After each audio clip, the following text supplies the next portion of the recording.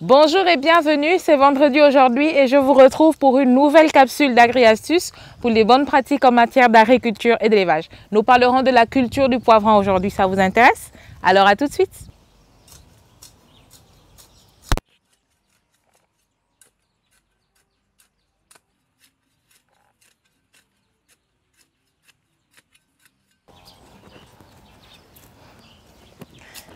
Bonjour Brice.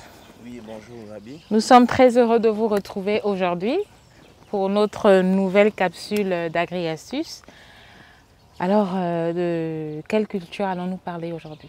Et aujourd'hui, c'est un jour particulier parce que nous allons parler du poivron vert. Le poivron vert qui est une culture qui appartient à la famille des solanacées. Donc c'est du piment doux.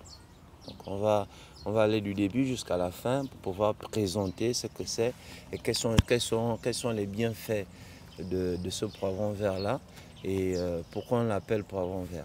On l'appelle poivron vert parce qu'en fait, tous les poivrons sont toujours verts. C'est quand on les cueille à la fin, avant la fin de leur cycle, ils sont tous verts. Donc en fait, ça diffère par rapport au temps mis pour pouvoir déterminer si le poivron rouge ou le poivron jaune. Sinon, au départ, tous les poivrons, ils sont verts. D'accord. Et quelle est la première étape justement dans la culture du poivron vert? La première étape, c'est d'abord d'aménager une planche qui nous servira de pouvoir faire notre pépinière, apprêter notre pépinière. Et par la suite, la deuxième étape, ce serait aménager les planches qui vont nous servir de pouvoir recevoir les pépinières qui vont sortir de la mise en terre des graines. Nous vous suivons alors pour la première étape de la culture du poivron. Justement, je vous invite à venir découvrir la préparation d'une planche afin de pouvoir mettre en terre nos graines qui nous permettront de pouvoir transplanter cette pépinière afin de pouvoir à la fin récolter notre poivron. Et là, je suis en train de labourer, d'où l'aménagement de la planche. Et par la suite, je vais passer à la mise en terre du fumier, qui nous servira du fumier de fond. Parce que dans un premier temps, il faudrait que le sol y soit suffisamment nourri pour pouvoir permettre à nos grains de pouvoir germer. J'ai terminé de labourer, c'est la première étape. La deuxième étape, c'est de mettre une quantité suffisante pour que le sol y soit suffisamment amondé. Parce que lors de la mise en terre des graines, on ne pourra plus apporter un autre apport de la fiente. Pourquoi la fiente? Parce que la fiente, en fait, c'est un engrais organique qui évite de trop utiliser des engrais chimiques.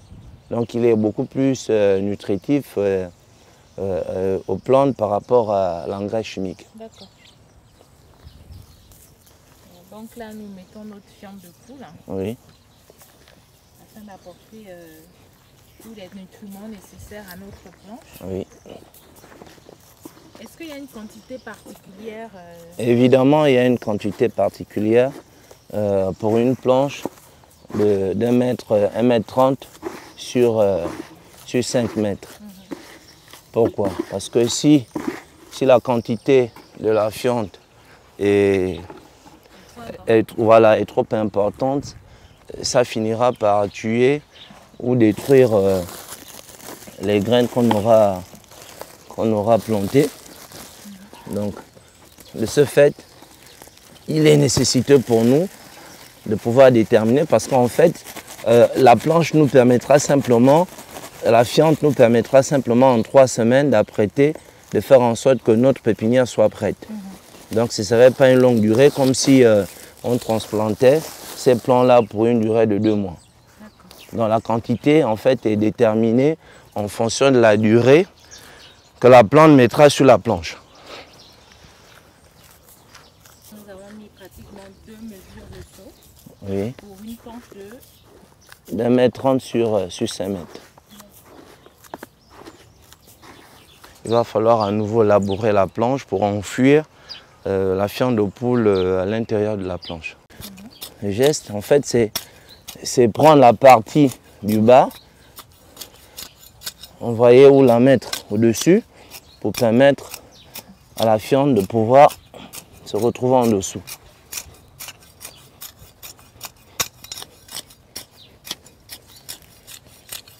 Ça nécessite un peu de force, hein, parce que l'activité agricole a toujours besoin des efforts physiques. Hein. Et c'est un sport aussi. Hein.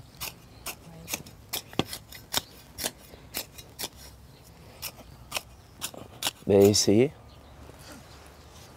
Vous allez vers le côté qui n'est pas labouré. Non, non, non, c'est pas comme ça. Vous mettez du côté qui est labouré vers le côté non labouré. D'accord, comme ça. Voilà. Et arrangez-vous à ce que même les bordures, voilà.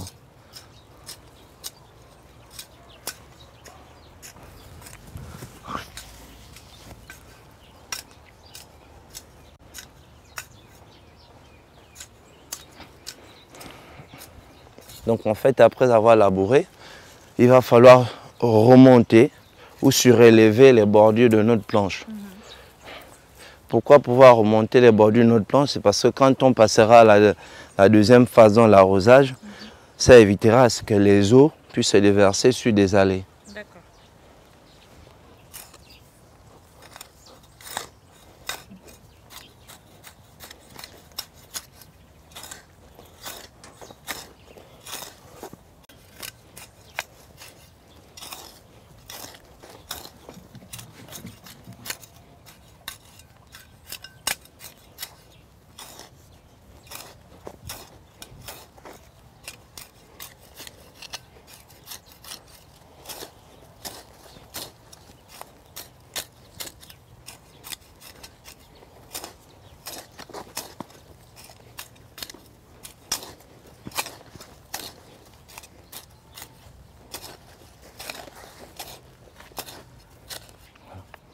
Ça, c'est la deuxième étape. Maintenant, la troisième étape, il va falloir mouiller pour permettre à notre fiente qui a été enfouie de ne plus trop chauffer, parce que ça dégage de la chaleur.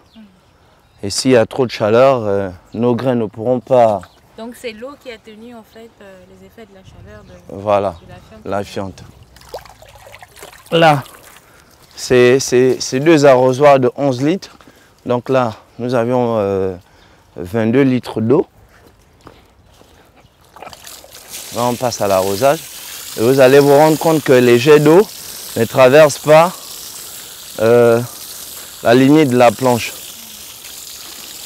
Et l'eau en fait qui découle des arrosoirs ne déborde pas. C'est le pourquoi les bordures de la planche ont été remontées, surélevées dans la planche.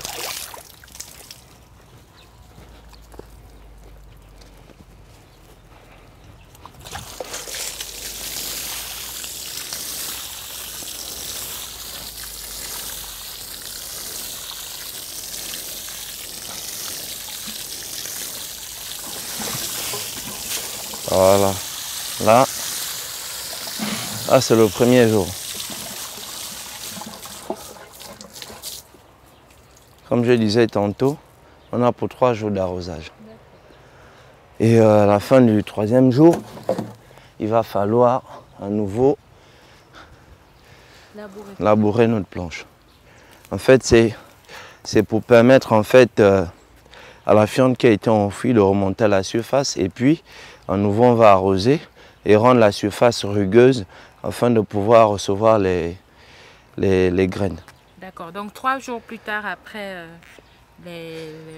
l'entretien de la planche et les premières pauses de fertilisant, donc de fiente de poule, oui, nous arrosons notre planche pendant 3 jours, le temps que la chaleur s'évapore. Oui. Et le troisième jour, nous passons au dernier labourage avant de semer nos graines. D'accord, D'accord. c'est ça. Et là, on ne laboure plus jusqu'au fond de la planche. C'est juste la partie superficielle. Ce sont les mêmes techniques hein, comme la dernière fois. On a terminé de labourer notre planche de manière superficielle pour permettre en fait à la partie de la fiente qui est enfouie, de remonter. Et par la suite, on va essayer un tant soit peu de rendre la surface rugueuse et que quand cette surface va recevoir les différentes graines, en arrosant, ça va se refermer pour permettre l'éclosion de ces graines-là. Nous, avec l'expérience, on s'est rendu compte qu'il y a certaines cultures qu'il va falloir faire le paillage. Il y a d'autres, on met comme ça, c'est juste l'arrosage en fait qui doit être respecté. Et il y a des heures appropriées en fait qu'il faut les arroser. Et le poivron alors, il faut un paillage un paillage ou un non-paillage pourvu que le sol il reste humide. Là, nous avions notre boîte de graines de poivron. Pourquoi avoir choisi cette variété? C'est la variété Nobili. Nobili, c'est une variété en fait qui pousse quasiment à toute saison et qui est appropriée par rapport à nos terres. Donc en fait, le rendement, il est plus meilleur. C'est vrai que la variété est sensible, mais c'est la variété la plus vendue sur le marché. Donc je vais vous inviter à voir comment cela se fera, comment je vais asperger, comment les graines vont être disposées, parce qu'il faudrait éviter en fait que les graines se retrouvent regroupées, parce que si les graines se retrouvent regroupées, les tiges, en fait quand les plants vont grandir, les tiges seront très petites. Et l'objectif pour nous, c'est de faire en sorte que les tiges soient assez costaudes, assez colossales pour permettre en fait à la plante de mieux se développer. D'accord, donc vous disiez que cette variété, c'est la variété Nobili. Nobili, Oui. Qui est adaptée au pays chaud. Oui. Donc vous avez sûrement remarqué que les autres variétés ne se comportent pas très bien en zones humides. En fait, il y a d'autres variétés comme la Nikita qui se comportent aussi bien. La Nikita qui est le poivron rouge ou le poivron jaune? Ben non, mais comme je vous disais au départ, que en fait, tous les poivrons au départ commencent verts. D'accord. Et c'est au fil du temps, c'est par rapport à la durée que la couleur change. D'accord.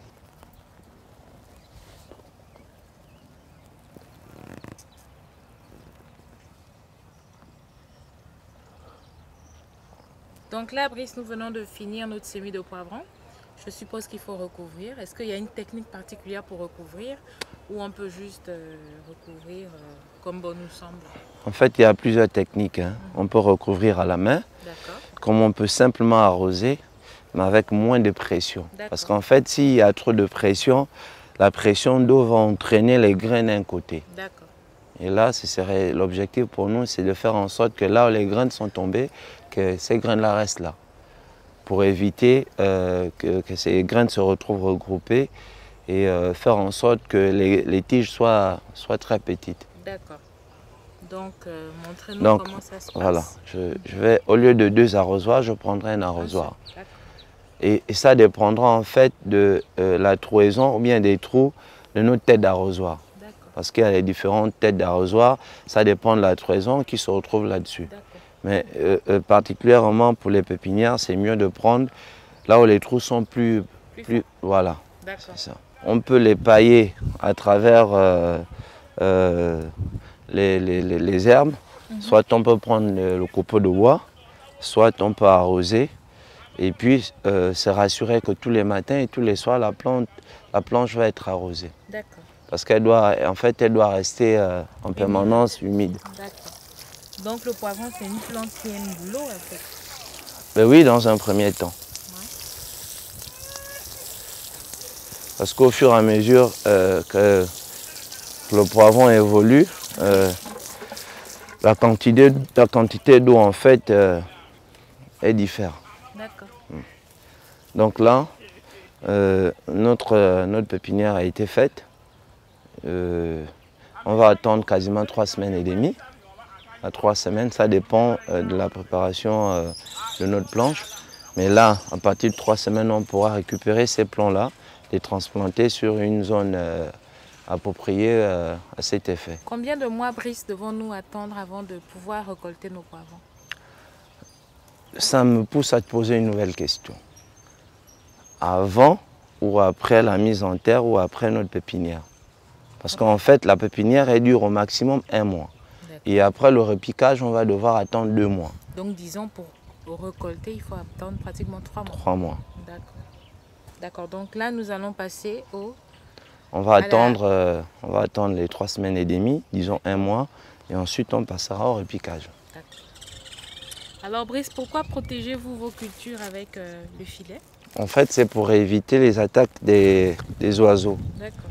Parce qu'au fur et à mesure que nos fruits vont se développer, ou bien qu'il y aura l'apparition des fleurs, les oiseaux viendront toujours piquer, picorer, et à la fin, on va se retrouver avec une production quasiment nulle. C'est le pourquoi vous voyez la présence un peu des filets. Donc il y a ça et puis la tomate. En fait, la plupart des solanacées qui sont sensibles, nous sommes obligés de les protéger. Tu vas remarquer dans un premier temps qu'il y a la présence des tuteurs. Pourquoi cette présence? En fait, c'est pour permettre au plant de rester toujours droit. Parce qu'en fait, s'il est couché, quand il y a l'arrosage, pendant l'arrosage, la terre peut se retrouver sur les feuilles. Et après, ça va pourrir et on finira par perdre dans la longue notre plant. Donc en fait, il faudrait que ça soit debout, ça soit quasiment droit, que ça soit debout.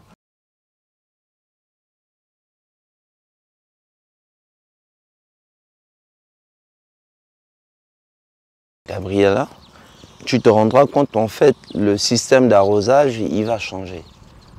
Pourquoi il va changer? Parce que quand le plant il se développe, l'objectif c'est d'éviter de mouiller le feuillage. En fait, il faut mouiller la plante ou le plant par la tige, d'où à la racine. D'où on va enlever les têtes d'arrosoir et puis pendant l'arrosage, on va fléchir légèrement les genoux pour permettre à ce que les jets d'eau passent juste en dessous des feuilles. Et c'est vraiment nécessaire parce qu'en fait, si on arrose le plant à travers les feuilles, ça va... tendance à casser les tiges? Oui, ça casse les tiges et puis ça va créer en fait des maladies. D'accord. Donc on préfère arroser à travers... C'est vrai qu'il y a déjà une photosynthèse dans la nuit qui permet à notre plant de se nourrir à travers les feuilles, mais au niveau de l'arrosage, ça se fait au niveau de la tige.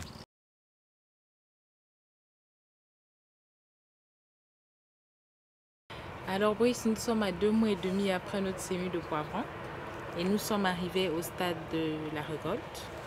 Alors est-ce que le poivron se récolte comme le piment sur plusieurs semaines aussi?